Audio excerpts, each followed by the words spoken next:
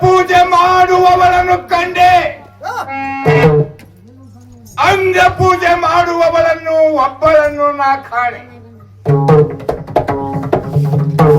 ಕಾಮ್ಯ ಚಲಿಸುವವಳನ್ನು ಕಂಡೆ. ನಿಷ್ಕಾಮ್ಯದಿಂದಿದ್ದವಳನ್ನು ಒಬ್ಬಳನ್ನು ನಾ ಕಾಣೆ.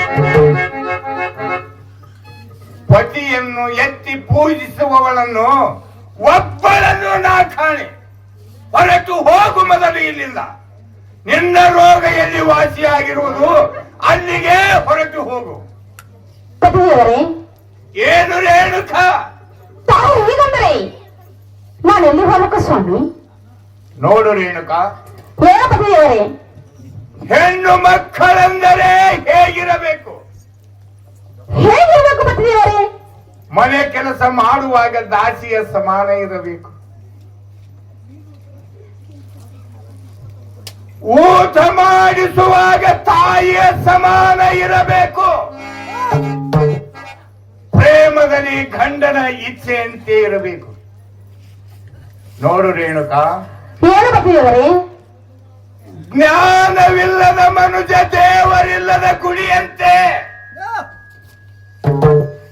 ಜ್ಞಾನವಿಲ್ಲದ ಮನುಜ ನಾಲಿಗಿಲ್ಲದ ಗಂಟೆಯಂತೆ. ಜ್ಞಾನವಿಲ್ಲದ ಮನುಜ ಹಾಲಿಲ್ಲದ ಹಸುವಿನಂತೆ. ಜ್ಞಾನವಿಲ್ಲದ ಮನುಜ ನೀರಿಲ್ಲದ ಬಾವಿಯಂತೆ. ಇಂಥ ಹೆಣ್ಣು ಮಕ್ಕಳಿದ್ದವರು ಕೈಲಾಸವಾಗುವುದು. ಹೊರಟು ಹೋಗು ಮೊದಲು ಇಲ್ಲಿಂದ. ವೃಥ ನನ್ನ ಕಣ್ಣೆದುರಿನಲ್ಲಿ ನಿಂತು ನನ್ನ ಆಶ್ರಮವನ್ನು ಮಲಿನ ಮಾಡಬೇಡ. ನಿನ್ನ ರೋಗ ಎಲ್ಲಿ ವಾಸಿಯಾಗಿರುವುದು ಅಲ್ಲಿಗೆ ಹೊರಟು ಹೋಗು. ಏನು ರೇಣುಕ? ಚಿತ್ತ ಚಂಚಲವಾಗಿ ಕತ್ತಲ ಭ್ರಮೆಯಾಗಿ ಪತಿ ಹುಟ್ಟಿ ಮಿತಿಗಳನ್ನು ಮರೆತು ಮೋಹ ಪಾಶದಲ್ಲಿ ನಾಶ ಅವರಂತೆ ಈಶ ಮಾಡಿ ಮತ್ತಾಯ್ತು. ಅಗ್ನಿ ಸಾಕ್ಷಿಯಾಗಿ ನೀವು ನನ್ನ ಕೈ ಹಿಡಿದು ಅದೇ ಅಗ್ನಿ ಜಾರಿಯಲ್ಲಿ ನನ್ನನ್ನು ನೂಕಿನಂತೆ ಮಾಡಬೇಡಿ ಸ್ವಾಮಿ. ನನ್ನ ತಪ್ಪನ್ನು ಕ್ಷಮಿಸಬೇಕು ಪತಿದೇವರೇ. ಮುಂದೆ ಎದ್ದೇಳು ಮೊದಲು ಇಲ್ಲಿಂದ.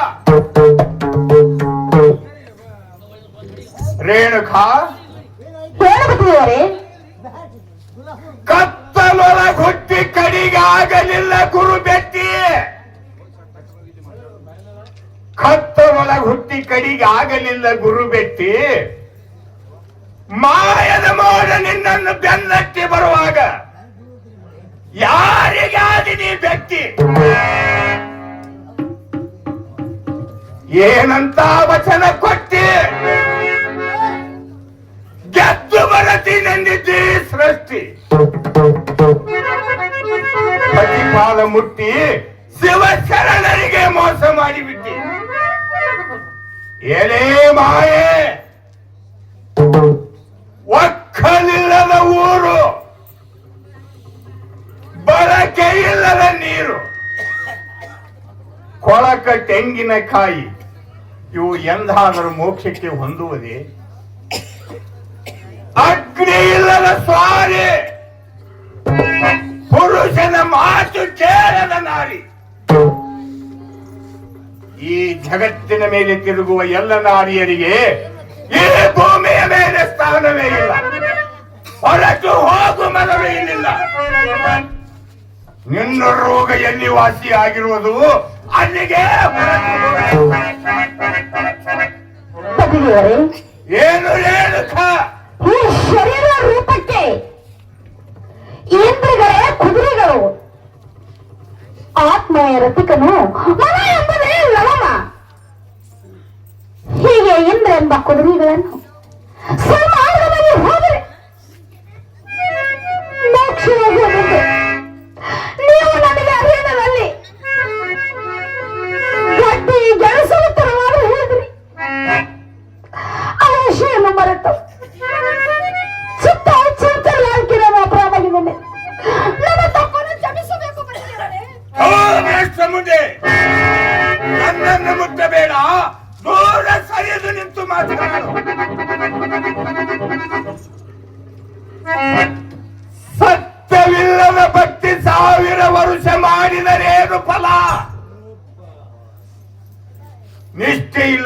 ಪೂಜೆ 100 ಕಾಲ ಪೂಜಿಸಿದರೆ ಏನು ಫಲ? ರೇಣುಕಾ, ಹೇಳು ಪತಿಯವರೇ. ತನಗೆ ಬೇಡಾದ ವಸ್ತು ಎಷ್ಟಿದ್ದರೇನು ಫಲ? ಕುರುಡನ ಕೈಯಲ್ಲಿ ಕನ್ನಡಿ ಇದ್ದರೇನು ಫಲ? ರೇಣುಕಾ, ಹೇಳು ಪತಿಯವರೇ. ಸತ್ಯ ನುಡಿಯುವುದೇ ಶೀಲ. ಸಜ್ಜನರ ಸದಾಚಾರದಲ್ಲಿ ವರ್ತಿಸುವುದೇ ಶೀಲ. ಸತ್ಯ ನಡೆದ ಹೆಣ್ಣಿಗೆ ಅಚ್ಚರಿಯದು ಶೀಲ. ಹೊರಟು ಹೋಗು ಮೊದಲು ಇಲ್ಲಿಂದ. ನನ್ನ ಕಣ್ಣಿನಲ್ಲಿ ನಿಲ್ಲಬೇಡ. ನಿನ್ನ ರೋಗ ಎಲ್ಲಿ ವಾಸಿಯಾಗಿರುವುದು ಅಲ್ಲಿಗೆ ಹೊರಟು ಹೋಗು. ಪತಿಯವರೇ, ಏನು ರೇಣುಕಾ? ಒಲೆ ಹತ್ತಿ ಇರುವರೆ ಉಳಿಯಬಹುದು. ನಾನು ಹತ್ತಿ ಇರುವರೆ ಎಲ್ಲಿರೋದ್ರು? ಋಷಿ ಮುನಿಗಳ ಸಾಧು ಸತ್ಪುರುಷರು ತಮ್ಮ ಮಾತನ್ನ ಮನ್ನಿಸಿ ಪರೋಪಕಾರ ಮಾಡ್ತಾರೆ. ಮರಗಿಡಗಳ ಫಲ ಕೊಡ್ತವೆ, ಹಸುಗಳು ಹಾಲು ಕೊಡ್ತವೆ. ತಮ್ಮ ಮಾತನ್ನು ಮನ್ನಿಸಿ ಪರೋಪಕಾರ ಮಾಡ್ತಾರೆ. ಹಾಗೆ ತಪ್ಪಿಸ್ತಾ ನನ್ನನ್ನು ಮುಂದೆ ಎದ್ದೇಳು ಮೊದಲು ಇಲ್ಲಿಂದ.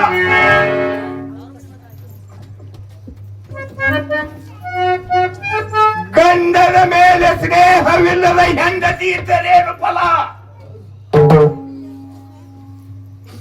ಲಿಂಗದ ಮೇಲೆ ನಿಷ್ಠೆ ಇಲ್ಲದ ಭಕ್ತ ಇದ್ದರೇನು ಫಲ? ಶಿವ ಶಿವ ಇದ್ದರೇನು ಸತ್ತರೇನು? ರೇಣುಕಾ, ಹೇಳು ಪತಿಯವರೇ. ಪರ್ವತಕ್ಕೆ ಹೋಗಿ ಪಾತಾಳ ಗಂಗೆಯಲ್ಲಿ ಮುಳಮುಳಗಿ ಎದ್ದರೆ,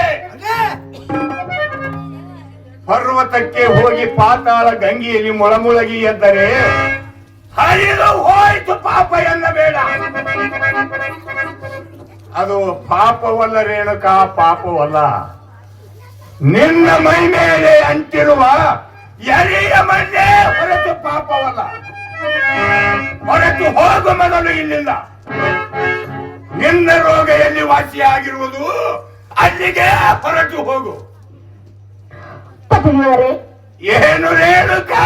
ಹಾಲು ಕೆಟ್ಟು ಮೊಸರು ಆಯ್ತು. ಮೊಸರು ಕಟ್ಟಿದ್ರೆ ಬೆಣ್ಣೆ ಆಯ್ತು. ಆ ಬೆಣ್ಣಿಗೆ ಅಗ್ನಿ ಸಂಸ್ಕಾರ ಕೊಟ್ರಿ, ತಪ್ಪಾಯ್ತು. ಹಾಗೆ ನೀವು ನನಗೆ ಸಂಸ್ಕಾರ ಕೊಟ್ರಿ. ನನ್ನ ಅಪರಾಧವನ್ನು ಕ್ಷಮಿಸಬೇಕು ಪತಿಯವರೇ. ಪಾಪಾತ್ಮರೇ, ಎದ್ದೇಳು ಮೊದಲು ಇಲ್ಲಿಂದ. ಒಪ್ಪಿಕೊಪ್ಪಿದ ಕಬ್ಬನ್ನು ಕಡಿದು ಗಾಣದ ಬಾಯಲ್ಲಿ ದೂಡಿದರೆ,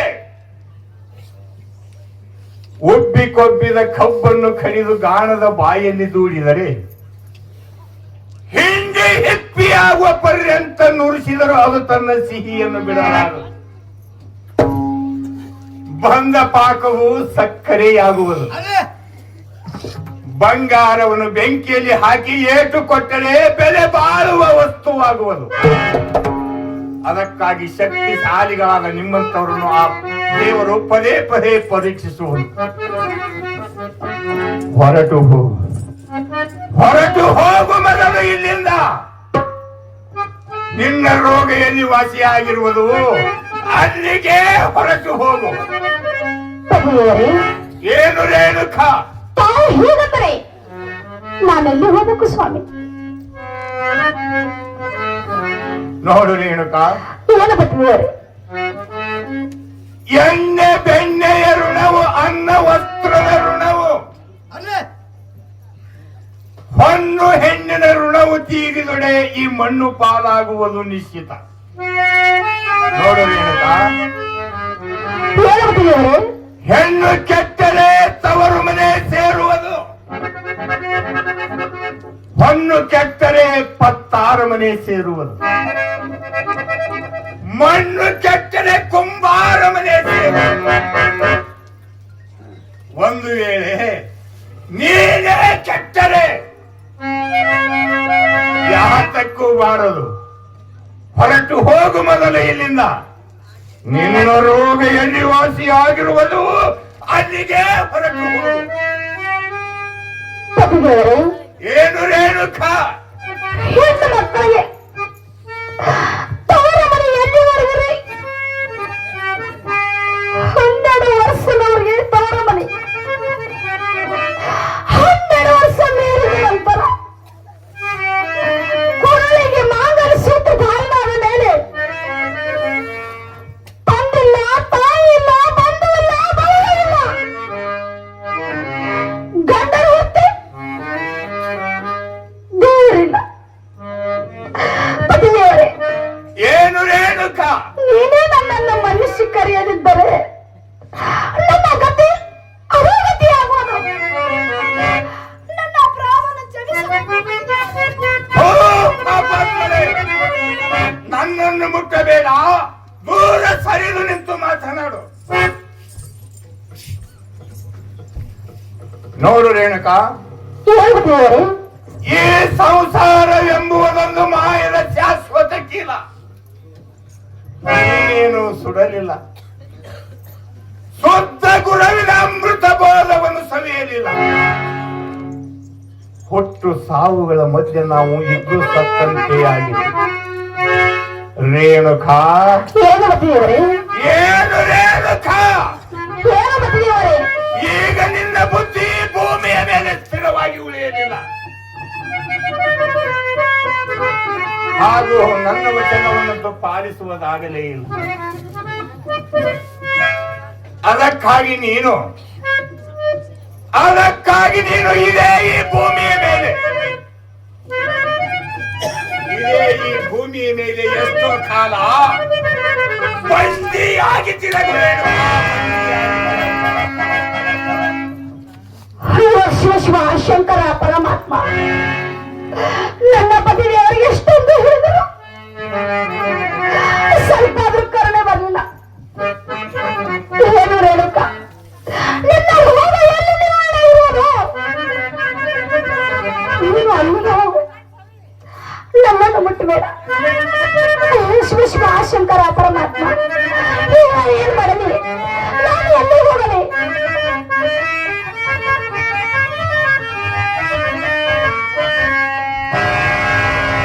ಹೆಣ್ಣು ಹಡಿದ ತಾಯಿಗಳಿರ ನೋಡಿ ನನ್ನ ಬಾಳ್ವೆಯ, ಹೆಣ್ಣು ಹಡಿದ ತಾಯಿಗಳಿರ ನೋಡಿ ನನ್ನ ಬಾಳ್ವೆಯ,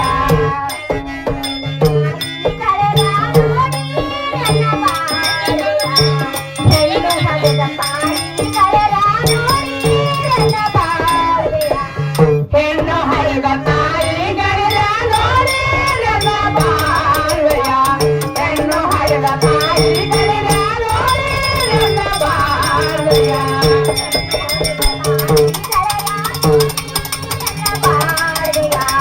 ಹೆಣ್ಣು ಹಡಿದ ತಾಯಿಗಳಿರ ನೋಡಿ ನನ್ನ ಬಾಳ್ವೆಯ, ಓಡಿರನ್ನ ಬಾಳ್ವೆಯ, ಕೇಳಿರನ್ನ ದೈವ,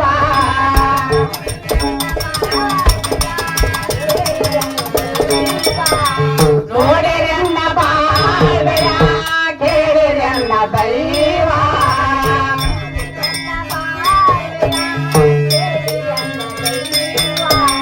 ಹೆಣ್ಣು ಹಡಿದ ತಾಯಿಗಳಿರ ನೋಡಿ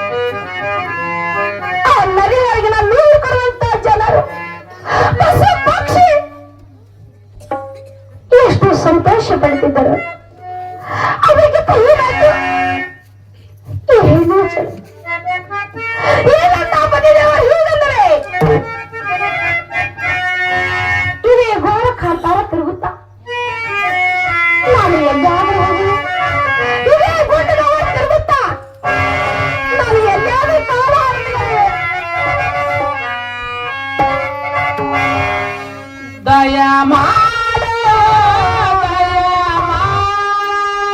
ದೇವಾ ದಯ ಮಾಡು ಸ್ವಾಮಿ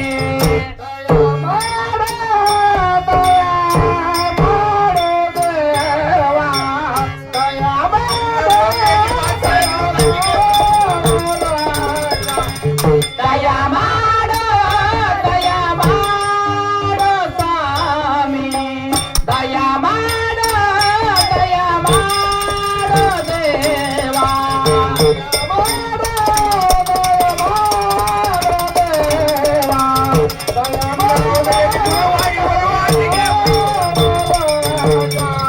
ಹಲವು ಕಾಲದೆ ನಿಮ್ಮ ಹಂಬಲಯನಾಗೆ ಕಾಲದೆ ನಿನ್ನ ಹಂಬಲಯನಾಗೆ ಹಲವು ಕಾಲದೆ ನಿಮ್ಮ ಹಂಬಲಯನಾಗೆ ಹಲವು ಕಾಲದೆ ನಿಮ್ಮ ಹಂಬಲಯನಾಗೆ ಒಲೆದ ಪಾಲಿಸಬೇಕು ಒಲೆದ ಪಾಲಿಸಬೇಕು ಬಾರಿ ಜನ ದಯ ಮಾಡು ದೇವಾ ದಯ ಮಾಡು ದಯ ಮಾಡು ದಯ ಮಾಡು ದೇವಾ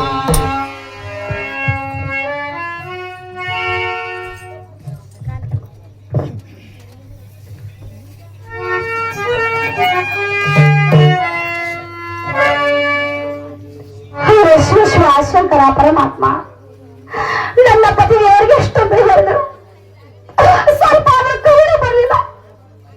ಏನು ಹೇಳು, ನಿನ್ನ ರೋಗ ಎಲ್ಲಿ ಇರೋದು? ನೀನು ಅಲ್ಲಿಯೇ ಹೋಗು, ನನ್ನನ್ನು ಬಿಟ್ಟು ಬೇಡ. ಹೇಳಿ, ನನ್ನ ಪತಿಯವರ ದಯದಿಂದ ಇದೇ ಘೋರ ಕಾಂತ ತಿರುಗುತ್ತ ನಾನು ಎಲ್ಲ